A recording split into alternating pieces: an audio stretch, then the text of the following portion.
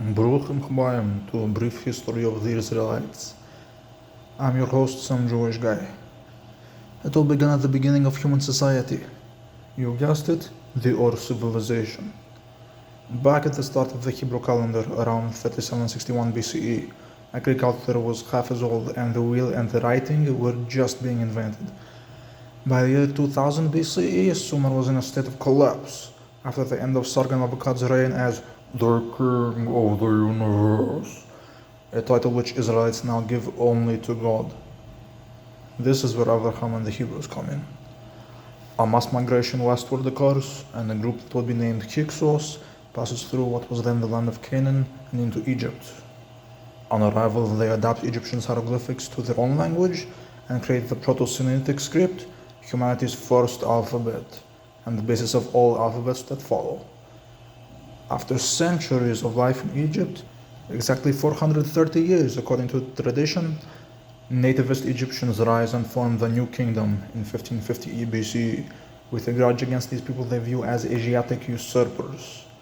So a fierce struggle with the pharaoh and an exodus back to Asia. Then passes a period of wandering the desert until Moshe's assistant Yeshua emerges on the scene with the Habiru conquests in Canaan, circa 1350 BCE, the days of King Tut. At this point, the usage for these people of the name Israel, meaning wrestles with God, enters the historical record, and likewise monotheism and the alphabet spread to wider human culture from Hebrew. Then passes the period of the Judges, in the midst of more cultural turmoil of the late Bronze Age collapse. This hardens Israel's resolve to outlive both anarchy and oppression by the might of an eternal covenant as a lawbringer and light to the nations. In 956 BCE, King David's son Shlomo builds Beit HaMikdash in Jerusalem, centered around the foundation stone, the holiest location on earth. Later comes the Assyrian conquest, which splits Israelites into Jews and Samaritans. Many conquests and rebellions follow over the millennia, through which Israelites preserve their identity, history, and mission despite mass killings, deportations, enslavements, desecrations of holy sites, pilgrimage bans, and so on. These conquerors include the Babylonians, Persians, Romans, Byzantines, Arabs, Mongolians, Turks, and British.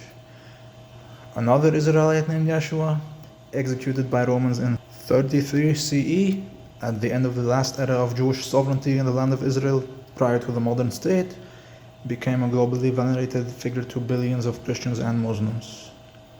Meanwhile, Jews maintain Judaism mostly in diaspora communities, still subject to more mass violence, robbery, humiliation, according to whims of government leaders, local mobs, whoever was around. The ingathering of the exiles back to Israel to revive their sovereignty and civilization remained the core hope and effort of Judaism all this time. Both this oppression and this hope reached the climax in the World Wars, which amounted to both the greatest act of evil in history by the Germans and Nazi collaborators in the Holocaust, and the greatest act of heroism in history by Jews overcoming all nations and reuniting to found the State of Israel. Today, the site of Beit HaMikdash is controlled by an Arab League Waqf, which bans non-Muslims from praying. Jews remain a vastly overrepresented target of hate crimes all over the world. An official position of international organizations is that the Jews should be deported from East Jerusalem again. Never mind all that. Remember the hot dog. Ding, ding, ding, ding, ding, ding.